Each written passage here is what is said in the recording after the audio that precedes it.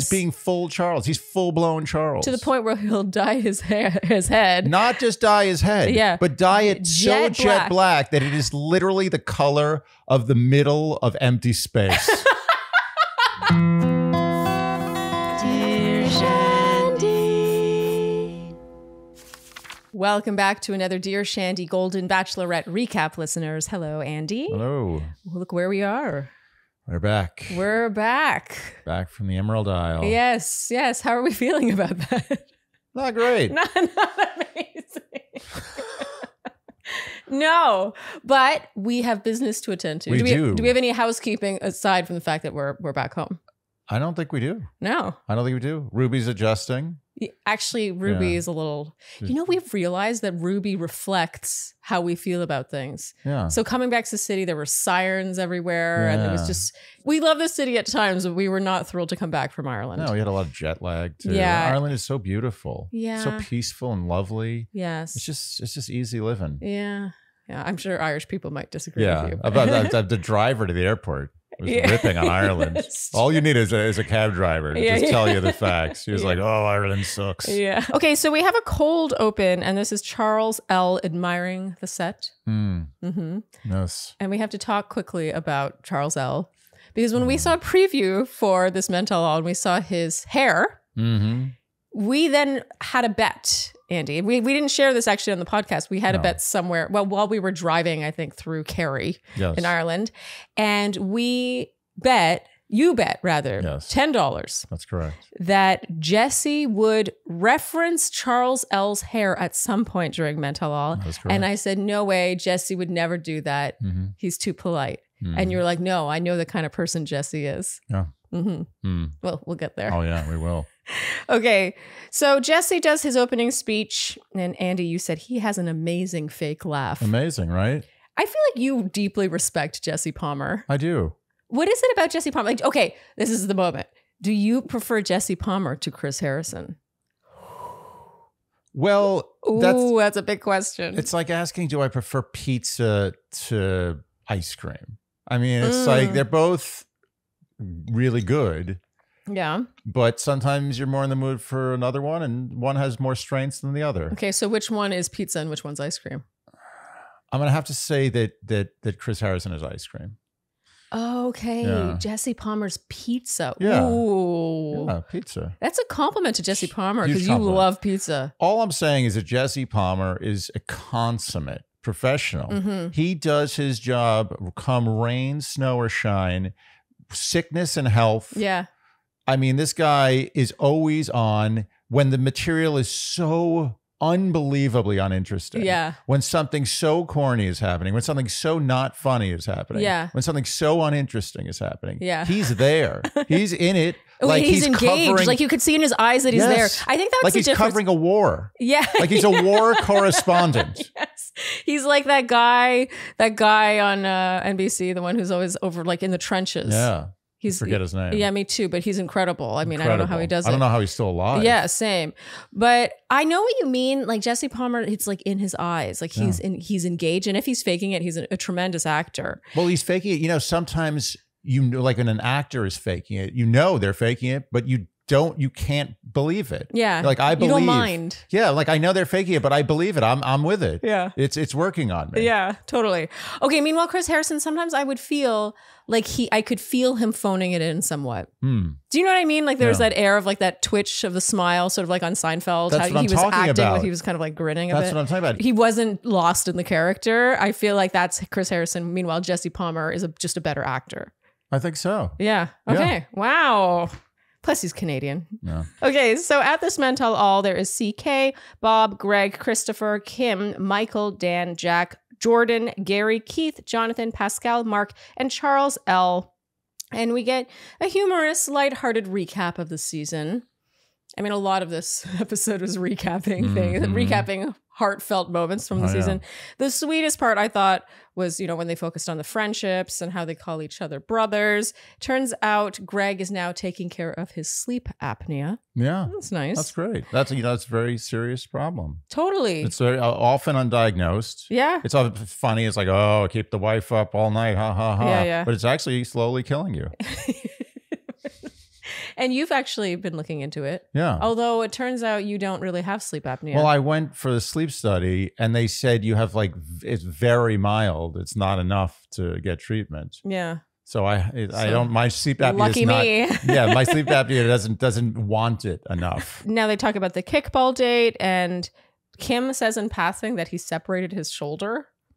Yeah. I was like, wow, really? Injury. Yeah. I mean, he is really this, when they kept talking about Kim, he's like, he behaves like someone in a uniform. That would be something Kim would do, is separate his shoulder and not whine about it. Like smack it into a wall and just get it popped back in. Charles talks about not knowing what he was doing playing kickball and says sometimes no experience is the best experience. That's deep. I agree. Charles L has some deep isms in him. Beginner's luck is another way of saying that.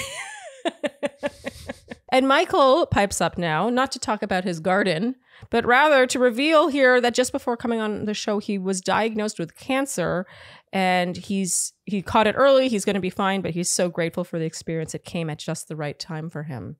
Oh. Yeah, that was nice. Yeah. I mean, good. That's good news. But it's great news. Yeah. It's so moving. You know, we could talk about it. I feel like everyone just can't stop talking about how moving it is to watch men at this age just become friends with each other. But it makes you want men at that age, like in real life, to just go like do meetups and things. Yeah. They need it. Yeah. There's not enough access to that kind of camaraderie. Yeah. And I was talking with a girlfriend recently about, you know, the friendships you make in the now versus the friends that you're friends with because you've been friends with, you know, from college or from work or from something years ago. And even though there are like today, you're not sure you would become friends with that person, you're still friends because of the history. I feel like a lot of male friendships, especially older male friendships, are that.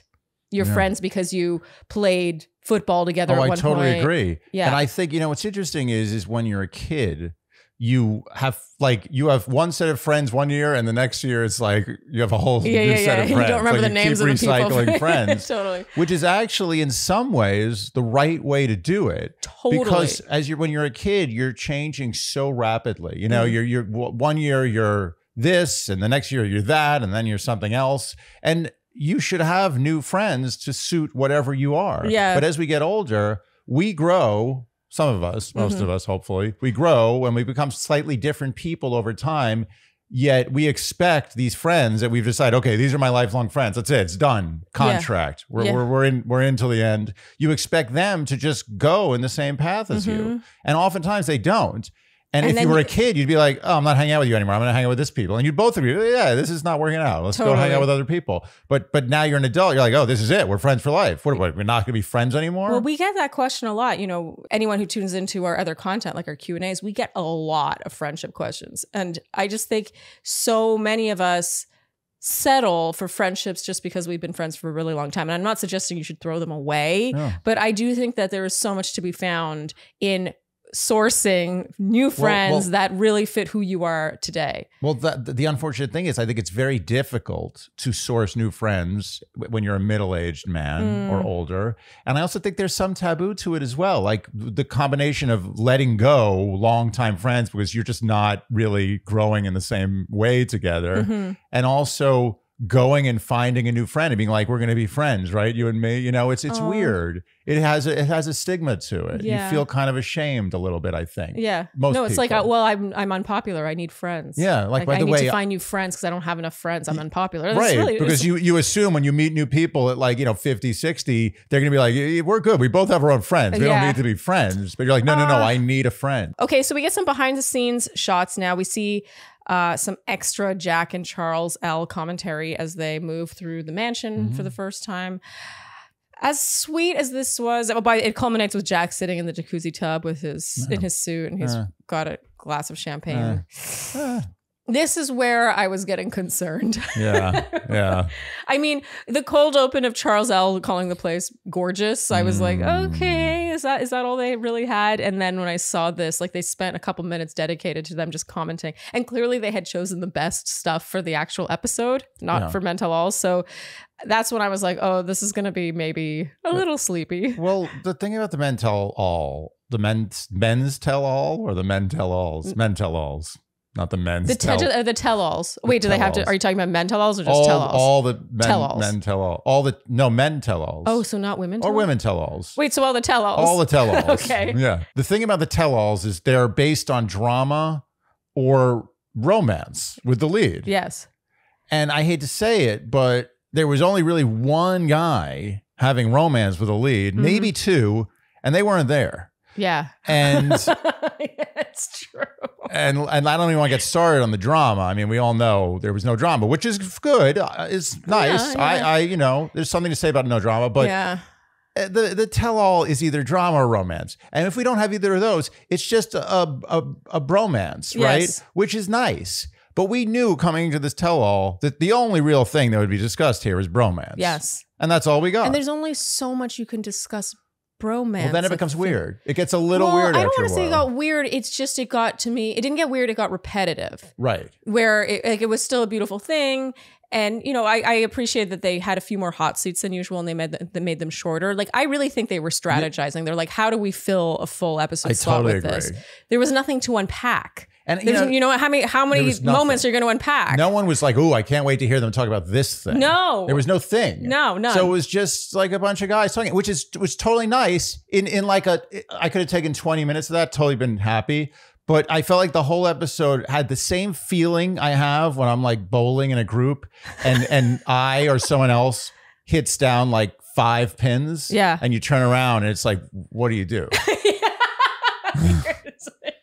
You're right. Like, do you cheer for that person? Yeah, you're like, well, yeah, no, it's oh my God, it's so true. Yeah. And people are like, good job. And you're like, oh, you can't diss them, you can't laugh at them, and you can't congratulate them. It's just okay. Nothingness. Pins fell, not a lot. Yeah. Not too It's little. almost worse than not hitting any. You hit none and then you're like, oh, sucker. Oh, hitting none is a big deal. It's as big as a strike. So now we get the burger scene where Christopher says, if you're in charge of the grill, you're in charge of the grill. Jack insists you should just put salt and pepper, maybe a little garlic on the burger. I mean, I think he's right. It's really just rehashing what we've seen. Turns out now Jack grilled burgers for everyone in that studio audience. I don't know if that's true. I think he maybe grilled like a dozen. Sure they wanted that shot. And Andy, you said poor cows. Yeah, once again. Yeah, I would agree with that. I think this was supposed to be funny, but I don't think the food you should ever be giving away to people who did not order it and who very likely will not finish it because they did not order it is animal. Yeah. Just saying, not to get this off on a negative foot, but what are the odds that every single burger there was eaten? I would also like to see less of the casual usage of meat as the butt or heart of a gimmick. I agree. Yeah, I agree. It's just, I don't know. I'm a firm believer that if you eat meat, which, that's your prerogative, I'm not judging. Yeah. But everyone in my family eats meat. It's more that if you eat meat, you're making the conscious choice to eat meat. You're like, I really want to have meat. It's not just like, oh, I guess I'll eat this. It's not a party favor. No. Yeah, exactly. That's it. That's it. That's all I I'm agree. Saying. I just like to draw the line there. I completely agree. It's not a prop. Yes. And so we were getting a little sleepy at this point, and as they passed the burgers around, Andy, you said, "Are you not entertained?" It was getting a little bleak. Well, Andy, bras. Let's talk about bras. Let's stop talking about this non-bra content. Bras are a hot topic of conversation because it's hard to find the right bra. Yeah. I mean, I've heard. You're saying but you don't know. Let me tell you something. I have heard how difficult it is to find the right bra. I've heard about bras that pinch, that squeeze, that leave marks, that don't give enough support, that push, they create like cupcakes. Cupcakes. You mean the double boob? Yes, double boob. I can't stand the double boob. Yeah. This, by the way, is where Skims comes in. You've heard us talk about Skims at length here at Dear Shandy. I am a big Skims fan. I had already been aboard the Skims train before they became a sponsor. And so it was just really a match made in heaven when they did become a sponsor. But today we're going to talk about bras because I understand the quest for the perfect bra. And I am here to tell you that Skims has their bras down. We are talking t-shirt bras, the perfect t-shirt bra. It doesn't give you the double boob. It's the right everything. I've seen it in action. Yeah, you have. I mean, it's an excellent bra. And also I have their push-up. I also have a padded push-up. I also have a strapless. And by the way, each of these bras I have both in my nude color, like my skin color, and also black. They have a fantastic array of colors because that's another peeve. is when there's only 2 colors in a bra. It's like, hello, people come in more colors than that. Yeah, hello. Yeah, hello. And right now I am wearing the Skims Fits Everybody t-shirt bra in black. And on top I have their soft lounge cardigan. Nice. Yeah, I wouldn't have guessed you're wearing a bra. Look how seamless. So smooth. I really don't understand how they're doing this. What are they doing differently? Why doesn't everyone do this? I honestly think a lot of bra companies have been resting on their laurels. Ah. While Skims, meanwhile, not only are they on top of their fit, the technology of their fabric is really the magic too. You know what I would say to Skims? Bravo. No. So shop Skims bras at skims.com. Now available in 62 sizes. That's 38 through 46H. And if you haven't yet, be sure to let them know we sent you. After you place your order, select podcast in the survey and Dear Shandy in the drop-down menu that follows. So Sharleen, we are back home. Yes. And once again, putting our food scraps into our Lomi, our countertop. Electric. Is that normally my line? Yeah. Our countertop electric composter, our Lomi. We literally call it Lomi, like it's its name. Yeah, we missed our pet. Should we have given it a unique name? Because everyone's calling their Lomis Lomi. I think it's built in with a good name. Yeah. Lomi. It is a great name, isn't it? It's a great name. I like Lomi. It's cute. And it's helpful. We're like, Lomi, do you want a snack? Yeah. Do you want some food scraps? And Lomi always wants snacks. Lomi's insatiable. You put in your food scraps, your leftovers from a meal you didn't finish, or maybe the parts of, let's say, the avocado skins, or the core of an apple, or a banana peel, all these different things that normally just go in the garbage and over time become methane, stink. They just become stink. Yeah, they become like wet and heavy. They make your garbage bag so heavy. And they invite rodents. Let's be honest, rodents and critters of all kinds. Yes, but instead you put in the Lomi, and with the push of one very large, very satisfying button, this is like an elevator status button. Yeah. It's the size of an elevator button. It's great. It's a self-destruct button in the James Bond movies from the 60s. Totally. And with the push of that button, it turns all of that food waste into nutrient-dense soil that you can sprinkle on your plants. Or let's say you have no plants. Let's say you're like, no, I don't believe in plants. You could still just throw that soil in the trash and it would take up 1/100th of the space and just be dry and not all heavy and big and wet. I mean, how often do you get to combine cool tech with convenience and environmental impact? Yes. Eco guilt. That's a thing. Eco guilt. For me, it's a feeling of helplessness about the state of the planet and feeling like nothing I can do can make a difference. This at least takes control of my household. So if you're ready to start making a positive environmental impact or just make cleanup a breeze, Lomi is perfect for you. Head over to lomi.com/Shandy and use promo code Shandy to get $50 off your Lomi. That's $50 off when you use promo code Shandy at Lomi, LOMI.com/Shandy. Say goodbye to food waste and hello to a greener, cleaner kitchen with Lomi. And with the holidays coming up, Lomi makes a perfect gift for someone on your shopping list. Factor for me and factor for you and factor for all the world to chew.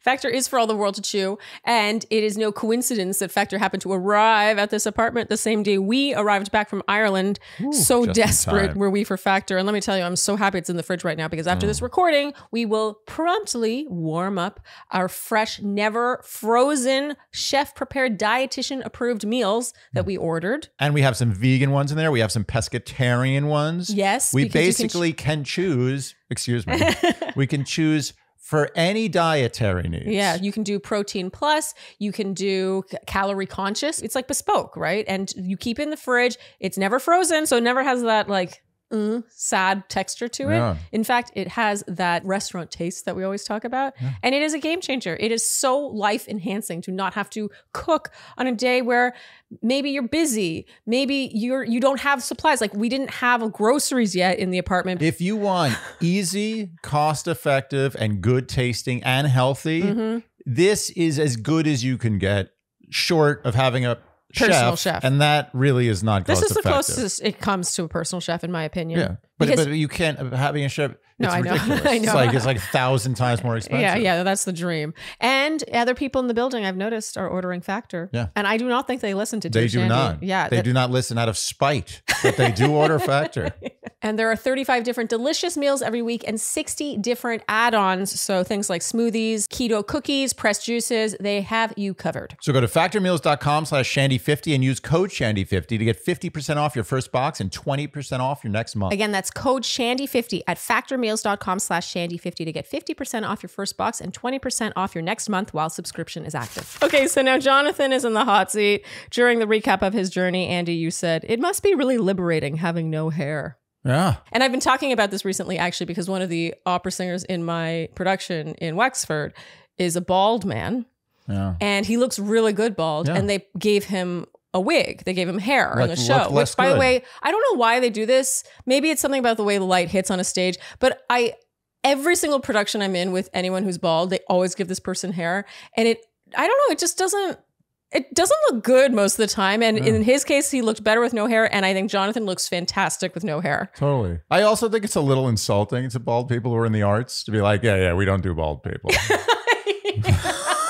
Got to cover that disgusting head of yours. Yeah, we've got wigs, so we're going to use one on you. Yeah. It's so true. Yeah. That's a good point. Yeah. Jonathan's one of those people who just like, he's meant to be bald. He looks good. He looks bald. better bald. He does. And when you saw his younger photo of himself, Yeah. like he looked good, Looked a little but he nerdy. looks really good Yeah. with no hair. Totally. Jonathan cries watching back his time on the show, and I thought immediately this seemed like a Bachelor audition, but we find out later that he has met someone. He has met someone. Good for him. He Ooh. escaped. In a way he did. Who knows? His life could have gotten all complicated. It's so true. Jonathan, in some ways, is too. I feel like people, when people have wanted Jonathan to be Golden Bachelor, and we've been like, no, he's not. Too sensitive. He's too good. He's too good. He's also very sensitive. Yeah. Very sensy guy. Yeah. I don't think he's good for him, The Bachelor. I agree. We were talking actually on the way to the Dublin airport randomly. We were talking because a lot of people wanted us to recap my season. Yeah. And that's how this conversation got going. But it became a conversation about if I had been offered Bachelorette after my season, if I would have said yes, and obviously I would have. I think a lot of people would. Can't turn you that down. You could pretend that you wouldn't, but I think it would just be such a difficult to turn down opportunity. Well, it's like someone comes to you and says, "I want to do a national Subway ad where you're the star." Yeah. And you're like, "Oh no, Subway's a shitty sandwich place. I'm not going to do that. I don't believe in that. It's below me." Yeah. Everyone takes a Subway ad. Yeah, it's an opportunity. It's an exciting moment, and for me, I have a lot of FOMO and YOLO and all that stuff. I would have had a hard time to say no to that. But then you said, Andy, you were like, I think that would have really hurt you. Yeah. Like it would have been really hard on you. And I think you're right. Like, I think I would be a different person today and for the worse. And I think you would have risen above it because you're a strong person and you're mentally very strong. But I do more think, so now than I was then. Yeah, now more than then. But I do think, no question in my mind, you'd be worse off in some way now if you had done it. I completely agree. And the reason we got onto that was that should maybe give you a hint of an answer as to why we will never recap my season of The Bachelor. Yeah. Because I appreciate all the requests. A lot of people want us to recap that. It's just not who I am anymore. I really had a hard time watching myself on TV. And it's like a very emotionally distressing thing to watch, honestly. Yeah. I think a lot of people are like, oh, you did this fun thing. Like, why wouldn't you watch it together? Like, Andy has seen it. It's not like it has anything to do with you. It's that I don't want to watch myself from 10 years ago doing things that I would do so differently now. Like, imagine, I'm trying to ask people to put themselves in those shoes. Well, I think that you're a perfectionist. Yeah. And I think that you see your time on that show as imperfection in many ways. And I think that you were brilliant on that show. And I think most people agree. But I totally respect and understand what you're talking about. I mean, I know exactly the feeling is where you're like, I can't get that back. I don't want that to be that way. I'm like, oh no, change that, edit that, but I can't. Yeah, it's like I'm watching what I know is about to happen. I'm like, no, I know I said this, I know I did this, but I really meant it like that, and I really didn't. I wish I hadn't done it like that. Yeah. But I have to watch the train wreck anyway. Yeah. Well, it's like these movies. You see these movies, and you these see movies. them. These movies, these films, these pictures. But you see them and you see them multiple times, and you're always like, this time the ending's going to be different. Yeah. Somehow it's just going to change. I'm reminded a bit of, we talked with Nick and Natalie about this once, where she had never seen him on his seasons. Yeah. And I was like, aren't you curious? Like, don't you want to see him on the shows that made him so famous? And she's like, no. And he's like, yeah, no. Like, and I asked him, I was like, don't you want her to see a part of you that got you to where you are today? Yeah. And he was like, it's just not who I am anymore. Yeah. And I understand that answer. Totally. Yeah. Totally. Anyway, that was a really long-winded way of saying that Jonathan is too good to be Golden Bachelor. Jonathan says that hole in his heart comes from always being close to achieving something and it never working out for him. Andy, you said he got his hole filled. He did. And now he pulls out Post-it notes that Mark had left behind for him when he had left. This was cute. So cute. I wrote, whose Golden Bachelor audition is this? Right. Because this made Mark look very good, but also just so sweet. This was like such a touching thing for one man to do for another man. Where are they finding all these emo guys in their 60s? I mean, they cast for like a year. It makes sense. I mean, that's what they're looking for. That really is it. Because I meet and work with, I deal with a lot of men of this age group. Yeah. I don't know if any of them are leaving each other Post-it notes in the bedroom. We have to remember the environment they're in. That's true. Feeds that side of them. It's a petri dish. Yeah, it is a petri dish. They're talking about their emotions for hours every single day. Maybe Mark wouldn't have done this with a guy friend in real life. Yeah. But in that environment, he was like, Jonathan, you are lovable. You are enough. Isn't that nice? Oh, so touching. If you took it to the nth degree, let's say these guys were stuck in this mansion for the rest of their lives. Okay. That's it. It's like the most beautiful, weird prison. I think it would become kind of Lord of the Flies. I think it would get sexual. Like first it's Post-it notes, then it's gentle caresses. And right? Isn't that the sort of I mean, that's a good final point. resting place? It is funny to imagine something so sweet going so dark. Like they're all just trapped in there with each other. It becomes a very beautiful prison. And then the men tell all 20 years later is very interesting. Oh, I would pay money to see that. There's a couple murders and a couple very romantic couples. Yes. And the rest just kind of people getting along. Could they just get along for forever in there? Someone's going to have to start tapping ass. People... I was going to say, wouldn't people start hating each other? Oh, definitely. Yeah. And loving each other. I feel like they would need a common enemy. Yeah. So they would all turn on someone, or like aliens would descend on the house and they would have to like fight against the aliens. I think you're giving them a little too much anger credit. I think it would be much more low key than that. Okay, so Mark has his hot seat now. A solid musical score during the recap of his time. There was this Disney-esque soundtrack to his Hummingbird story. Nothing really new here, except he says the experience was impactful. But this is typical Mark for me. Like Mark doesn't give. No. Mark is a good man. He's a good man. There's no question. He's a good man. He wrote Post-it notes to a friend. That was very touching. And he's handsome enough to be, I don't know. Like, action hero. Action hero for sure. But even this, like, I have all these notes for everyone else's hot seats. And Mark's, it's like nothing was said. No, he's just a good guy. It was touching. He's a good guy. Yeah, he's a good man. Okay, so now Charles L. has a hot seat. I love Charles L. Yeah. And everyone loves Charles L. Everyone. And it's so cute how delighted he is by being so adored. You know how some people are like, oh no, like not me. And he's just like, oh no, he's receiving it. He's like, yeah, I'm a celebrity. He kind of likes it. Yeah, everything he does that people praise, he fully takes. Yes. Like, he's like, yes, I did an amazing kickball. Like I was a star in the kickball game. What an incredible moment for him to have at this point in his life. It's incredible. This is why this show. Well, there's a few reasons, but this is one of the reasons why this show is so cool. It takes people, so unfortunately it does the opposite too. It does the opposite most of the time. People who should have remained in anonymity and are now ruined, but it does sometimes do the opposite. And in this case, it's done the opposite. Yeah. I think the only good things can come from this for Charles. I agree. Like Charles is it's not going to be some like behind the music where Charles spirals into like heroin use or something. It's so true. Yeah. If what it's really coming down to is now at a wedding, he'll jump into the middle of the dance floor and dance the night away. He's lost he's like just letting it go. Yes. He's just letting it go. Yes. He's being full Charles. He's full-blown Charles. To the point where he'll dye his head. Not just dye his head, but dye it jet black that it is literally the color of the middle of empty space.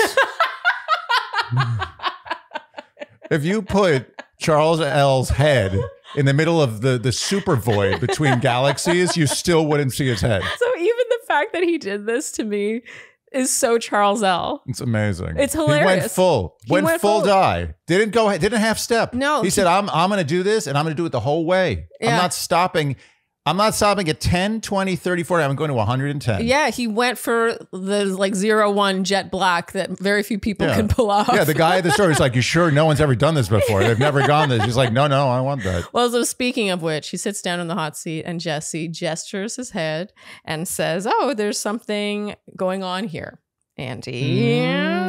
Go ahead. Tell them what happened. You're very proud of yourself. Tell the audience. Well, I just told them earlier on, basically, I owe you $10 now because Jesse referenced his hair dye. And why do you think Jesse wouldn't reference it?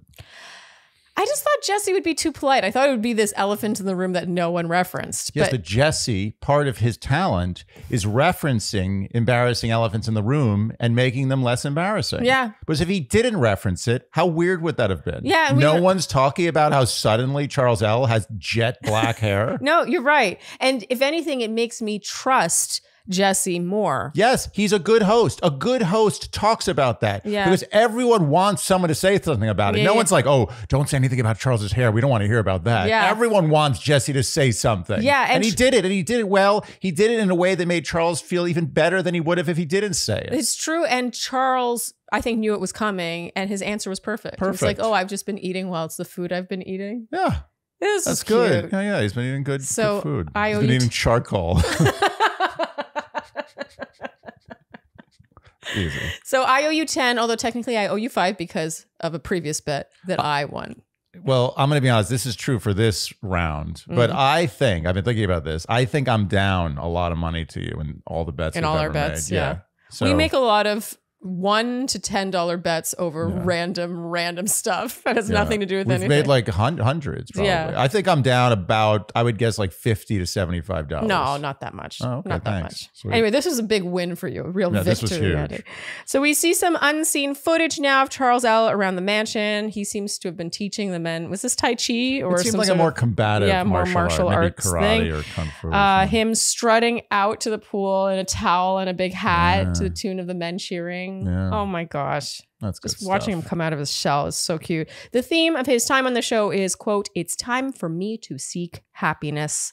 I thought this was beautiful. It's so nice. Also, he's made the choice. And it is a choice. It is a choice to seek happiness. It's an absolute choice. Yeah. And I think a lot of people, especially people who are grieving or who have experienced grief, never allow themselves to reach this point. Yeah. Because they feel, you know, we've seen with Joan, lots of guilt, or maybe sometimes they like the grief or the unhappiness is more comfortable, even though it's not making them happy. Of course. And you also feel like you're supposed to be grieving. Yeah. It's your duty.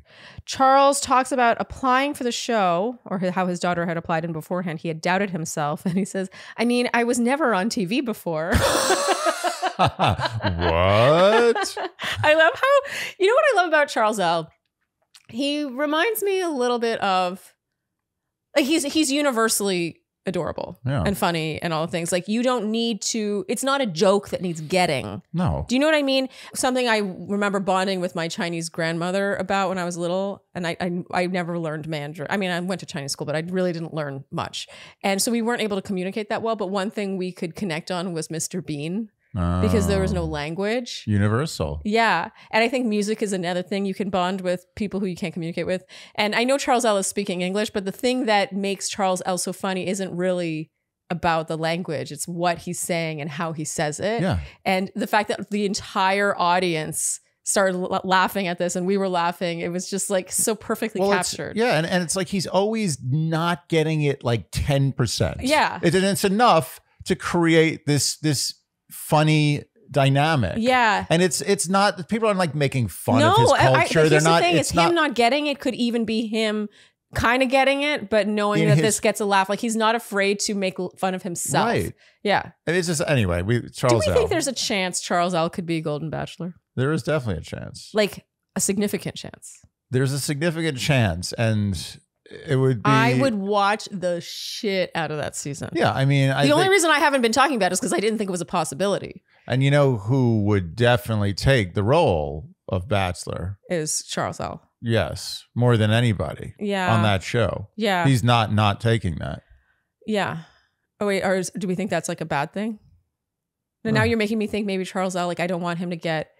Oh, too big a head? No, not too big a head. I don't want him to get ruined in some way. Like he's, you know what I mean? He's like pristine. He's like a piece of land that's just perfect the way it is, and you don't want to go in there and like mess with it and make it, you know. Charles in charge.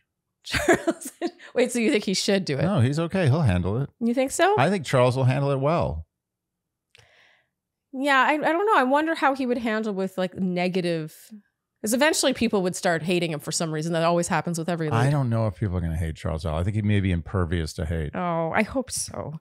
Okay, so he confesses he didn't know Jesse Palmer's name before. That was great.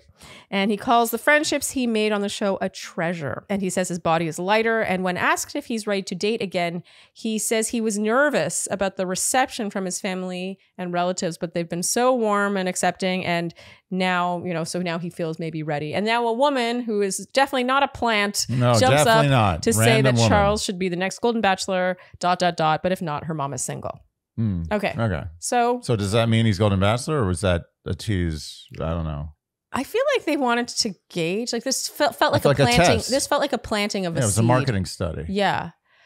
I still think I don't know. To me, there's no losing whether it's Pascal or Charles L.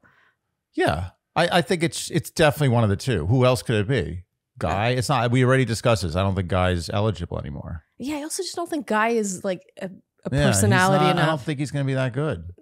It's got to be Pascal or Charles L. Who do you want more? Oh, don't make me choose. Don't make me choose. What if they do? Oh my God. I have it. What?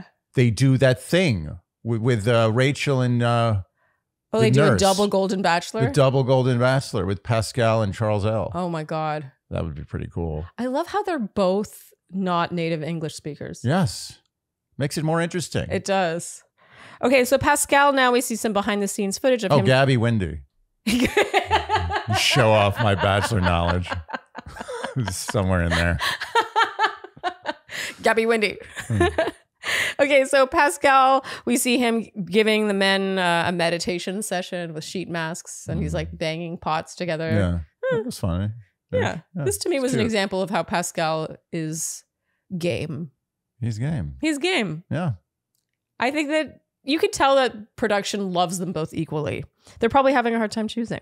Okay, so now we see some footage of Kim struggling with the dishwasher. He says, quote, "The dishwasher hasn't worked for years." And this was extremely validating for me because I have said before that when I was on the show 10 years ago, that dishwasher didn't work. Really? And no one believes me. They're like, the Bachelor Mansion, okay, you guys just couldn't get it working. No, the dishwasher did not work. We had to hand wash all our dishes, and they have not fixed or replaced that dishwasher in a decade. What is wrong with these people? Well, what's wrong with the people who live there? That's what I'm saying. They live there. Those people who own that mansion can afford to replace the dishwasher.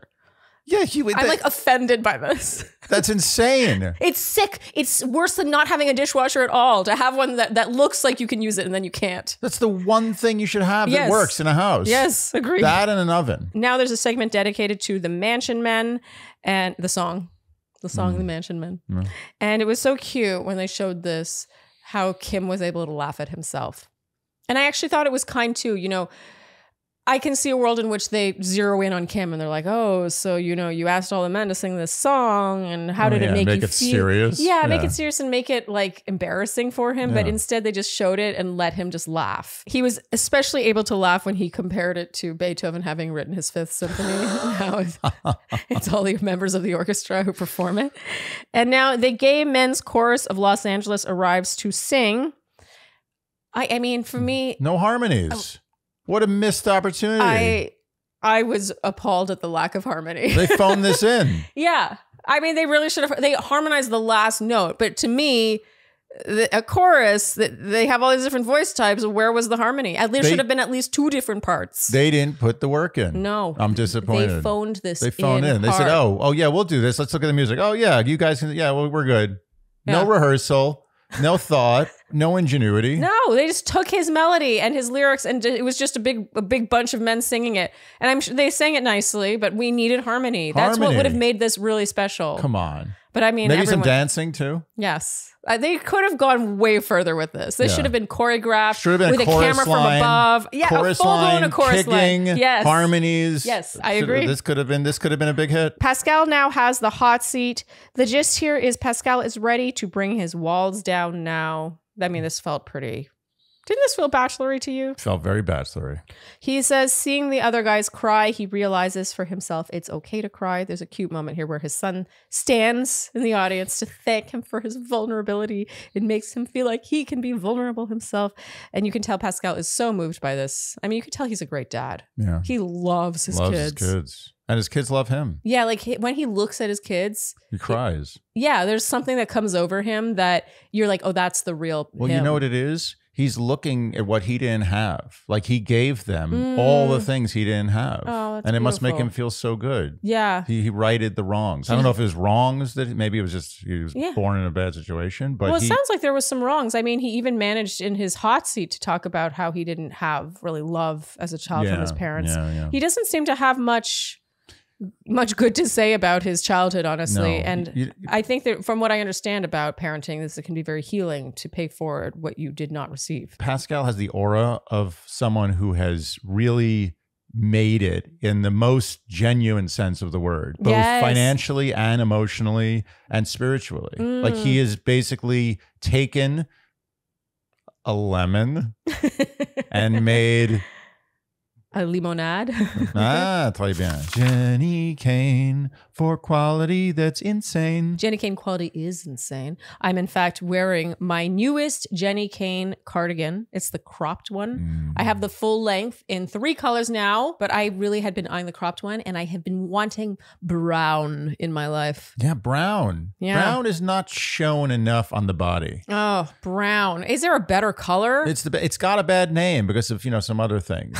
But brown really is a rich brown. What's better than a rich brown? Also, I have been on the hunt for the right browns because brown is an in color these days. Oh, I didn't know And that. leave it to Jenny Kane to nail their browns, these earthy colors, because Jenny Kane, their style really is earthy. To me, I think minimalist, timeless, elegance. Classic. Yes. Their styles are so versatile. They go with each other. They go with the rest of your wardrobe like I'm doing right now. I love that it always makes the look.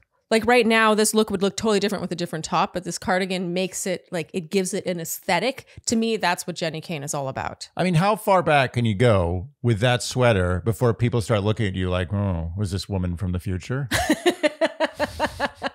No, it's true. It's timeless, but it 20s? It You never. go to the 20s? You go. Hello, my baby. Hello, my honey. Hello, my ragtime gal. Tell me your wrist by wire. Honey, my heart's on fire. I also have their pleated brown skirt that I'm obsessed with, and I wear it together with this cardigan. And I can also wear that skirt with other pieces. They just know what they're doing. And you never look like you're trying too hard. That's a thing for me. I never want to look like I put in too much effort into getting ready. Let Jenny Kane do the work for you. Yes, it's curated. Their styles are curated for you. So you just reach for it and you end up reaching for it over and over and over again. Trust me. So you get your money's worth, cost per wear. Yeah. I really do end up reaching for my Jenny Kane pieces, probably the most out of all the pieces in my wardrobe. For good reason. Yeah. They're very reachable for. Yes. So gift yourself and your loved ones the best gift of all, Jenny Kane. Our listeners get 15% off your first order when you use code DearShandy at checkout. Again, that's 15% off your first order at Jenny Kane, JennyKayne.com, promo code DearShandy. Let getting dressed be one less thing to worry about. So Andy, we're back on home turf, and you know what I had waiting for me? And a package. We had a lot of packages to come home to. You had a clean, fresh apostrophe? Yes. My prescription skincare from Apostrophe, my 0.5% tretinoin with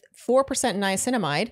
I was looking forward to this. I knew I had a brand new one waiting for me. And I had just used up the last drop in Ireland and left the bottle behind. I was so excited to come home to a new one. So Apostrophe, one of our earliest sponsors. We're still advertising them. They've Apostrophe is a Shandy at this point. I think they are. Yeah. And you know what? I'm an apostrophe. All right. Doesn't know an apostrophe E. That's true. Because Apostrophe is a fantastic platform that connects you with board certified dermatologists. So you have access to prescription skincare that normally in the past you would have to go see a dermatologist or go see a doctor to get and then go to the pharmacy and wait in line for. And I used to do that. I literally did that for years to get my prescription tretinoin. And now I just do it all through Apostrophe. I fill out their online skin consultation where I take selfies of my skin and type out what my skincare concerns are. And then a board certified dermatologist reviews that information and prescribes me something. And then the kicker is it is delivered directly to your door. You never have to go to the pharmacy. This is what the internet is for. Yes, exactly. This is why it was born. Why we gave birth to it all those years ago. Finally, it's not only topical medication, they also have oral. So we have a special deal for our listeners, the Shandies, right now. You can get your first visit with an Apostrophe provider for only $5 when you go to apostrophe.com/Shandy and enter promo code Shandy at checkout. That is a savings of $15, and this offer is only available to our listeners. To get started, just go to apostrophe.com/Shandy and click Get Started. Then use our promo code Shandy at sign up and you'll get your first visit for only $5. And we thank Apostrophe for sponsoring this episode. So Andy, when we are recording this ad, we are on the road within the road, and on the first road, so the first part of this trip, we were in Wexford. We brought our AG1, but for this mini getaway, we forgot our AG1, and we're so bummed. I cannot tell you. When you said that, I'll be honest, I was angry at you. I'll be honest with you. I was going to get the car. I had a bike to the car rental, wait in a long line, deal with a lot of traffic coming back. You had plenty of time to think about bringing AG1. And when I got there, I assumed that you had packed the AG1, which was a probably safe assumption. I was thinking about packing the podcast. I was very angry. Yeah. So AG1, our comprehensive daily nutrition, has become such a part of our lifestyle that apparently it's like causing marital fights when one of us forgets it on a road trip.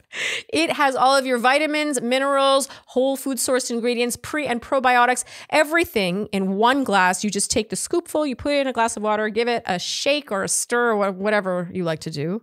And then you drink that first thing in the morning, preferably on an empty stomach when your body can best absorb its goodness, its nutrients.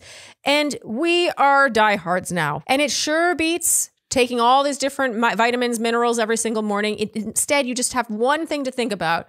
And yeah, I didn't think about it when packing. Yeah, one thing. You had one thing. So this holiday season, try AG1 for yourself or gift it to someone special. It's the perfect time to focus on supporting your body with an easy and surprisingly delicious daily healthy drink. Every week of November, AG1 will be running a special Black Friday offer for a free gift with your first subscription, in addition to the welcome kit of the vitamin D3K2. So check out drinkag1.com/dearshandy to see what gift you can get this week. That's drinkag1.com/dearshandy to start your holiday season off on a healthier note while supplies last. Joan now. So Joan arrives. She's wearing a swirly plunge strapless black dress. So it's strapless and then the plunge part is swirly. And it's got this metal trim on it. And her hair's down, obviously, and she's wearing these cool dangly earrings. I thought she looked beautiful. This dress to me was, it was cool. I just don't know. This dress to me, I was sort of, you know what it was? This dress was like a little try hard for me. Do you have an opinion on her dress? I wasn't feeling it. Okay, why? Because I also agree. It was a little try hard. For me, I think that the dress was kind of wearing her. She wasn't wearing the dress. Like if I'm now distracted by the dress while you're talking, I'm not really like listening to what you're saying. That to me is a sign that the dress is wearing the person. I agree. But drawing attention away from the overall picture. Yes, it's a symphony. It's a symphony, yeah. Yes, and it's there's not a just soloist. one violin standing up playing really loud. Yeah, exactly. To a different tempo and a different key. That's what this dress was doing. And I do want to comment though on her makeup, because I thought her makeup was spectacular here. It was really just perfect. Like her perfect makeup. I agree. You know how I know you're right was I didn't notice her makeup. Yeah, I have found her makeup sometimes throughout the season to be a little heavy-handed, like just a little too much. And I get it, your bachelorette, like who wouldn't do that? It's done. Yeah. And especially like sometimes it feels like the TV just eats it, like a camera just eats up makeup. This happens all the time. Sometimes, if you do a photo and like you do makeup, put lots of makeup on, the camera just like eats the makeup. What does that mean? It just absorbs it. Like you can never have enough. Oh, it just goes away. Yeah. It's like you always need more kind of thing. But so I have found sometimes her makeup to be a little like, oh, it's like more than I would expect. But here she just looks so beautiful. Oh, no, it's just that dress, I don't know. I wonder, you guys let me know what you thought of this dress. Maybe I'm just like a Debbie Downer on the swirly plunge dress. Jonathan reveals here that he's met someone. Nice. That's not surprising. Not surprising at all. I'm sure he's met a lot of people. He just chose one. Yes. Joan says now that she wants a friendship with every man. Even this, usually you have people like wanting closure. No one wanted closure. No. They were all just like, you're great. Yeah. Thank you. One giant love fest. Yeah. And now we get bloopers. To me, these bloopers were a bit of a letdown. Yeah, weak bloopers. This whole episode. It was a feel good, but it was a little like... It just shows that I mean, I've said it before and I'll say it again. Men tell all and women tell all must have drama for it to be a real show. I do appreciate at least that they didn't vilify someone unnecessarily. Who are they going to vilify? They often find a way. There was a funny part where every man was grunting when sitting down. Yeah, I mean that's you're accurate. Gradually becoming that person, Andy. I mean, first of all, I've been doing that for like 30 years. Oh, I was really? way ahead of the curve. Andy loves sitting. A good sit, I'm telling you, is better than almost anything in the world. After a long day. Nothing beats a good sit. Do you want to tell them something you do after a long day? Oh, when is it? Can I tell that? No. Okay, never mind. Oh. You don't get to know. Oh. That makes it sound so much worse than it is. It's not that bad. Now I have to tell it to make them not think it's something terrible. Okay. But I usually after a long day. I hold in my pee way too long. In general, my whole life. I just like I'm always on his case about it. Like a 3 pee a day guy, which is way too few. But I'll get home from a really long walk. Like invariably, I have to pee so bad. I'm like racing into the door. And the combination of I've decided is sitting down on the toilet. Yeah. When I need that sit and when that sit is just so sweet and peeing at the same time is the best like 5-second experience in all of life that I've ever experienced. Nothing tops it. Yeah, you'll prioritize that over sitting on the sofa. You're like, no, I'm going to do 2 for 1. I'm going to merge my experiences. Yeah, I'm going to sit and I have to pee and they're both going to be amazing. So let's do them at the same time. Yeah. It's basically a Costanza of something a little weird. Oh, the sandwich and sex. Sandwich sex, yeah. And TV. Oh, was there also TV? He's watching TV with the sandwich and the sex. Okay. All the things he likes. But didn't he say that it ruined all 3 of them? I don't remember the episode. I don't remember what ended up happening. Yeah. This is obviously a Seinfeld reference. Oh, second Seinfeld reference. Oh, in wow. one recap. That doesn't happen very often. Mental all without drama demands many a tangent. So many that you will reference the same TV show twice. And of course, in the bloopers, we see the usual shots of people like hitting their heads, bumping their heads on things. And I swear, okay, they're in that, I think that pergola, that outdoor space, and there's that low lamp. And I swear every single season we see a blooper of someone hitting their head on this I feel like thing. they have that there just in case they have no other good bloopers. Yes. Yeah. And the bloopers were weak. I found these bloopers to be weak. I felt like there were better bloopers out there they could have gotten. When Joan, like, there was some like rooster cockadoodle doing, and she was like, like that's the best they got? Yeah, like it was barely interrupting her sentence. Yeah, I demand a better blooper than this. They should have not included that at all. To me, that made it look like Joan, like there was nothing funny with Joan. No. It actually made her less likable than more likable how she was interrupted by that rooster. Yeah, it was just she was just interrupted. Yeah, and like nothing happened. Yes. This is a rooster. Who cares? Exactly. Like that's actually really cool. Yeah. Like I felt like that rooster needed more attention. Yeah, I would have gone and pet the rooster. Yes, that rooster. It's hard to pet a rooster, by the way. Oh, really? They don't let you pet them. I've tried many times, and they walk exactly. You've tried many times. We've been in many countries where roosters just walk around randomly. I love like trying to animals. Yeah, I mean, and the thing about pet birds. Go on. Yeah, we like birds, but the thing about roosters I've always found is that they will walk at the exact same pace that you're following them at. Yeah, it's incredible. It's like instinct. They're like if you tiptoe, they'll slowly start tiptoeing the other way, and if you they mirror exactly your speed. Yeah, and eventually, when you walk too fast, they'll just fly away, which they can't walk that fast. Unless it's a rooster. A rooster doesn't fly. They kind of like hop fly. Yeah, they do that. They'll do that. Yeah, they'll get a little extra. Fly. Yeah. It's like a like if you had superhuman powers. I gotta say, what I really want to touch on a rooster is that red part. The red part. What's the texture of that? You know the thing on his head? I think it's exactly what you think. You think? Yeah. Yeah. It's kind of like rubbery, bumpy rubber. Bumpy, rubbery, like soft, bumpy rubber. Good men tell all, huh?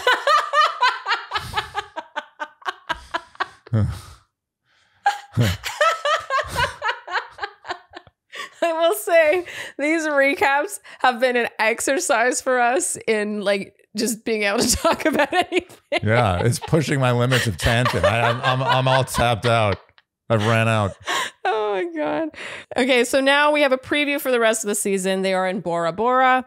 And they tried to suggest that Chalk leaves, but I am not buying it for 1 second. And that's the end of the episode. And I personally think it's a crime, damn it, that they had Sandra in the audience and did not reference or mention her or talk to her once. And they had a fart blooper. They could have brought her in somehow.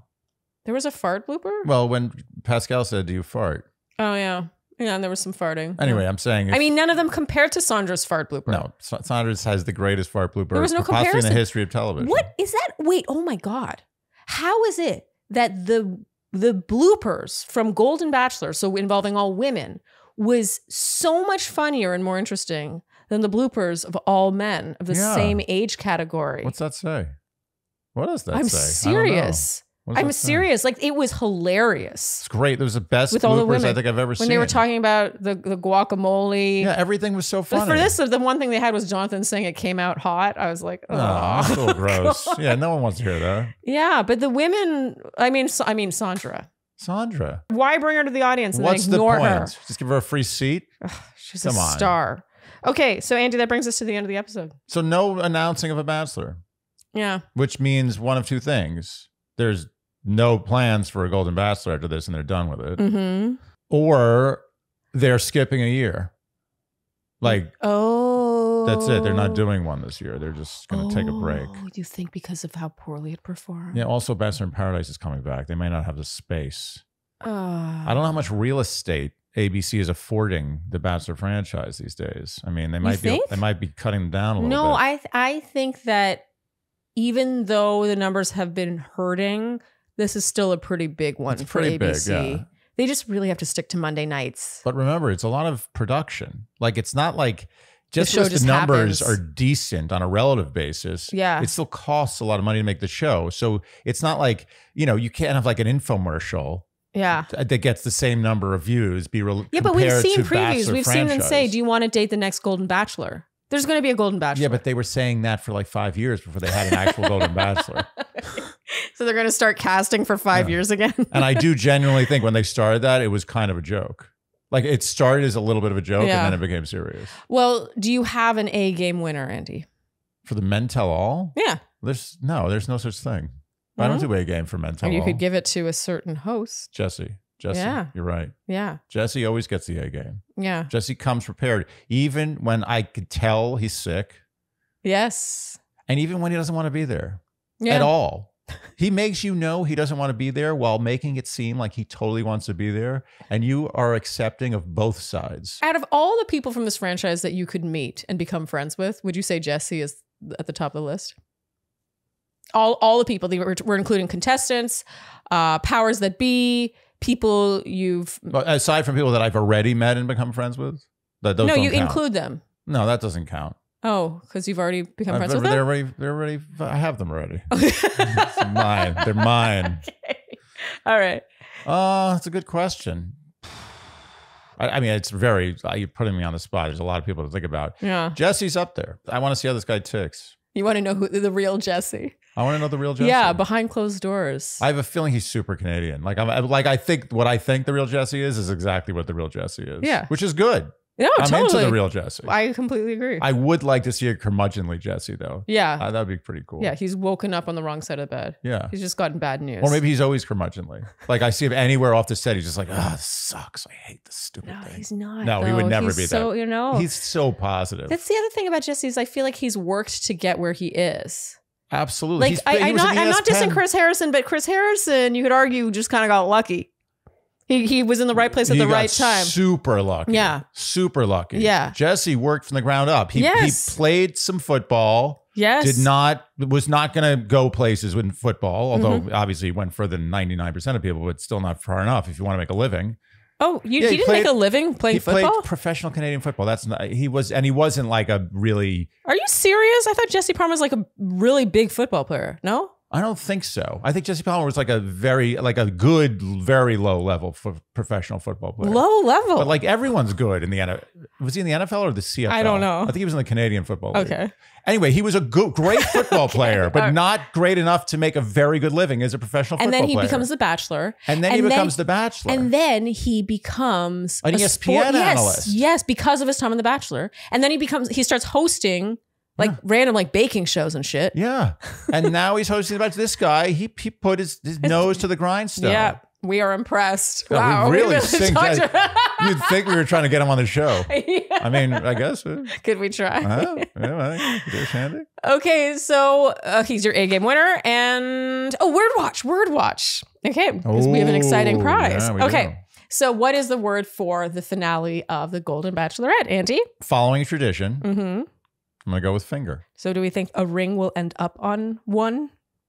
I think it will. Oh, you think it will? I think it will. All right. I mean, she looks pretty happy in those previews. Yeah, it'll end up on a finger. Okay, so if you would like to join in the Shandy Word Watch Fun and have a chance to win a prize, then you must guess the number of times you predict the word finger will be uttered in the grand finale of the Golden Bachelorette. You will do so by using the numeral of the number of times, and you must do so by either commenting below on this YouTube video or over on the Instagram post for this recap. You must be following us on Instagram, and you must be subscribed here on YouTube. And if you guess correctly, you will be entered in a draw, and then one name will be plucked, and that person will win. Where's your drum roll? Oh, I think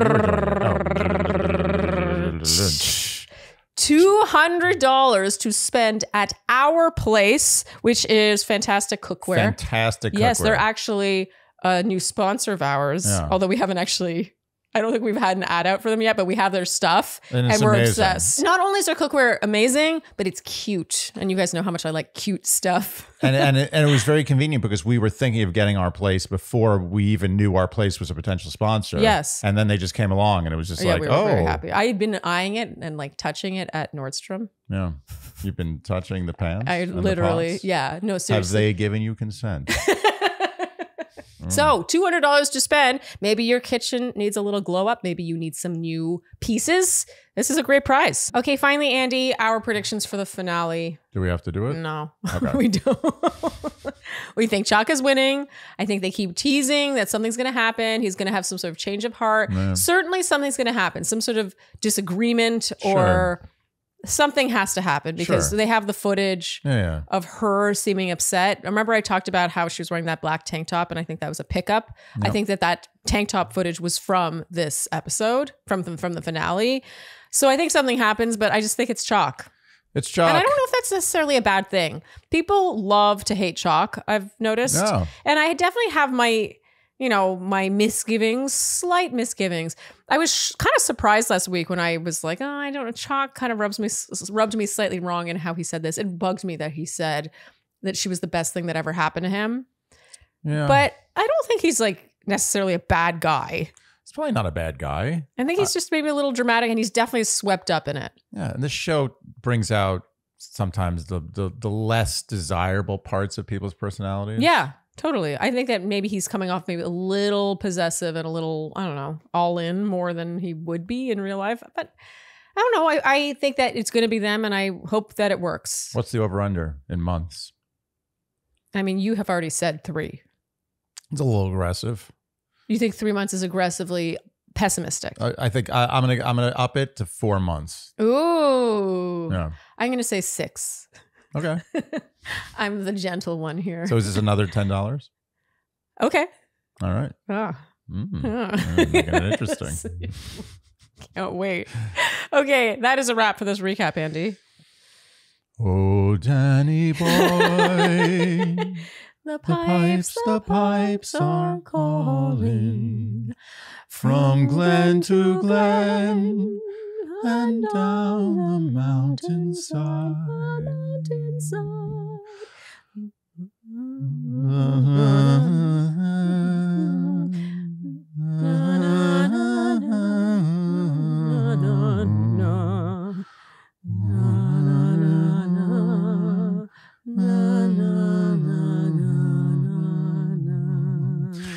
But come ye back when summer's in the meadow. or when the valley's hushed and white with snow. Na na na na na na na na na. Oh, Danny boy, oh, Danny boy, I love you so. Oh, Andy. We miss Ireland bad. Yeah. It's desperate. Gotta get back to Ireland. Okay.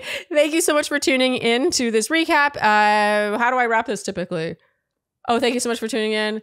If you enjoyed what you heard today, you know what we will ask of you, and that is to like, subscribe, hit the notification bell, follow us on Instagram and TikTok. Leave us Apple and Spotify. Podcast ratings and reviews. Tell your friends and generally do all the things you would do to support a podcast you All enjoy. right, let's get to the part of this that's actually good. Okay. Ruby.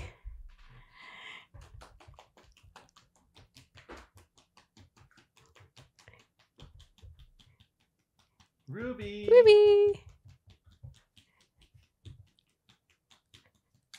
Yes. Okay. Oh. Thank you so much for tuning in.